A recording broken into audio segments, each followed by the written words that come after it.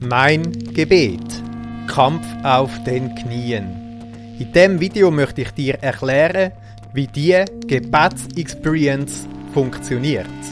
Wichtig, es ist mein Gebet. Also es geht um ein ganz persönliches Anliegen, das du hast in deinem Leben oder in deinem näheren Umfeld.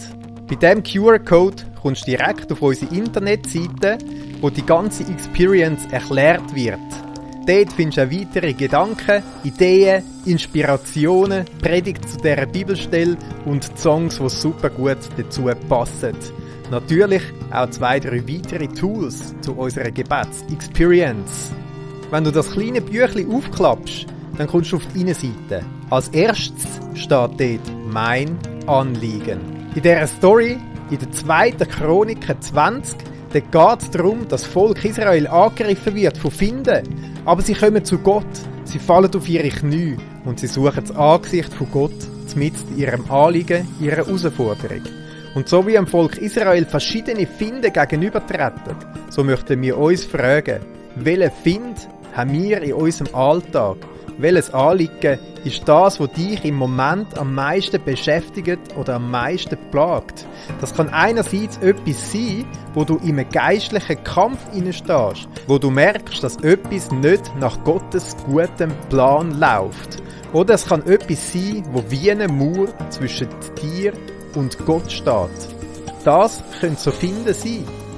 Überleg dir, hast du eins von diesen Anliegen, wo du dir wünschst, dass es eine Veränderung gibt, dass etwas passiert, dass ein Kampf in dem Sinn stattfindet und du den Sieg kannst davontragen, dann möchte ich dich ermutigen zu dieser Gebetsexperience. Schreib dein Anliegen auf.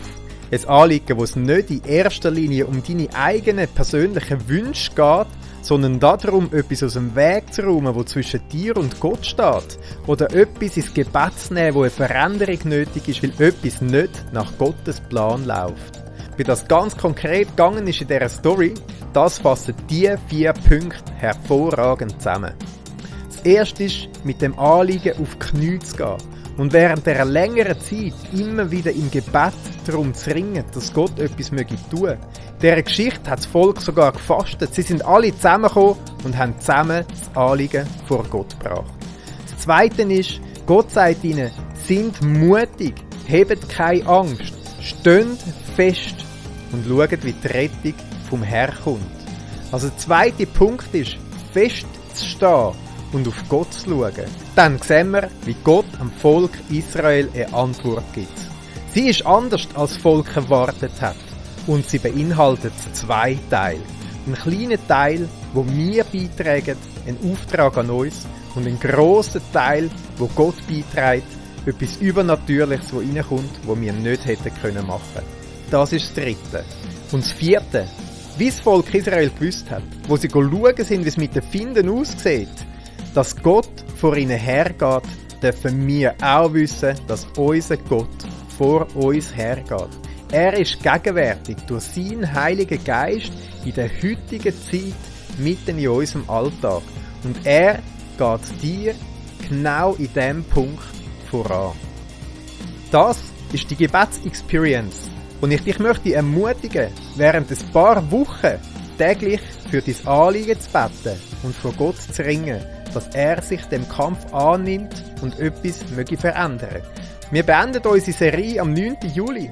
Bist doch bis dann dran im Gebet, um dein Anliegen vor Gott zu bringen. Gott schenkt uns den Heiligen Geist und Geist ist, wo uns in alle Wahrheit leiten wird.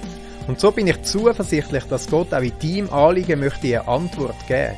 Darum, wenn du dein Anliegen aufgeschrieben hast und ins Gebet nimmst und merkst, wie Gott anfängt zu dir zu reden, dann schreib das auf. Egal, ob es ein Staunen, ein Aha-Erlebnis oder vielleicht eine Frage ist. Und bist so mit Gott im Gespräch und schau, was er will tun.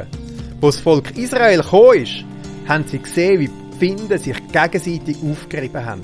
Ihnen ist nur noch geblieben, Beute einzusammeln. Und sie sind in ein Tal gegangen, wo es den Namen gegeben hat, Lobetal. Weil dort haben sie Gott gelobt und ihn gepriesen. Weil sie haben gemerkt, der Kampf, der gehört nicht ihnen, sondern der Kampf, der gehört Gott. Und auch der Sieg, der gehört Gott. Machst auch mit bei dieser Gebetsexperience?